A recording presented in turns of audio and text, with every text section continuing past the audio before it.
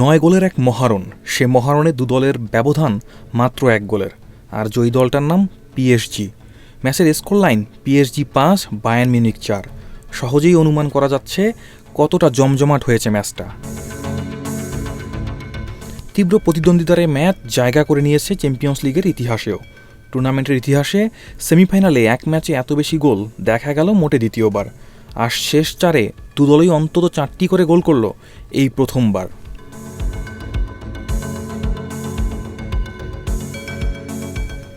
কিছু ম্যাচ থাকে যা শুধু ফলাফলের জন্য নয়, রোমান্স, নাটকীয়তা, আবেগ কিংবা উত্তেজনার জন্য মনে থাকে চিরকাল। গতকাল মঙ্গলবার রাতে তেমনই ম্যাচের সাক্ষী হলো পার্ক দে প্রিন্সেস, যে ম্যাচে চ্যাম্পিয়ন্স লিগের সেমিফাইনালে প্রথম লেগে মুখোমুখি হয়েছিল পিএসজি আর বায়ার্ন মিউনিখ।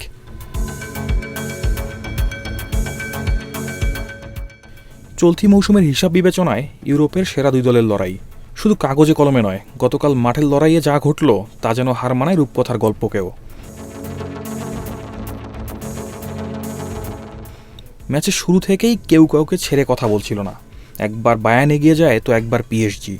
একটা পর্যায়ে স্কোরলাইন ছিল 2-2। ম্যাচের বয়স 58 মিনিট হতেই পিএসজি এগিয়ে 5-2 ব্যবধানে। মনে হয়েছিল বায়ার্ন বোধহয় আর পেরে উঠবে না, কিন্তু 10 মিনিট যেতেই 2 গোল শোধ দিয়ে ব্যবধান 5-4 নামায় বাভারিয়ানরা। যেন জানান দিয়ে রাখল আগামী বুধবার ঘরের মাঠে দ্বিতীয় লেগের জন্য পুরোপুরি প্রস্তুত তারা। যে ম্যাচে এত রোমাঞ্চ, এত উত্তেজনা, জয় পরাজয় ছাপিয়ে গ্যালারিতে উপস্থিত 48,000-এর বেশি দর্শক যে সেই ম্যাচটা চুটিয়ে উপভোগ করেছেন, এটা বোধহয় না বললেও চলে। কিন্তু উপভোগ করতে পারেননি শুধু একজন, বায়ার্ন কোচ ভান্সা কম্পানি। উপভোগ করবেনই বা কীভাবে? 3 হলুদ কার্ডের জন্য পাওয়া নিষেধাজ্ঞায় কোম্পানিকে গতকাল থাকতে হয়েছিল ডাগ আউটের বাইরে।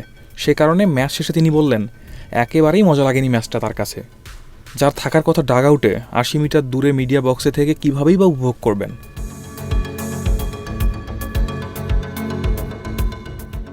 অন্যদিকে পিএসজি কোচ লুইস এনরিকের অভিজ্ঞতা সম্পূর্ণ ভিন্ন। এর আগে বার্সেলোনা, স্পেন, রোমার মতো দলের ডাগ আউট সামলানো এনরিকে জানালেন তার কোচিং কেরিয়ারের সেরা ম্যাচ এটাই। ফিরতি লেগে মিউনিখে মুখোমুখি হবে দুদল। সেদিন কি দেখা যাবে আরেকটা থ্রিলার? লেখা হবে ভিন্ন কোনো ইতিহাস? উত্তর পেতে অপেক্ষা করতে হবে পরের বুধবার পর্যন্ত।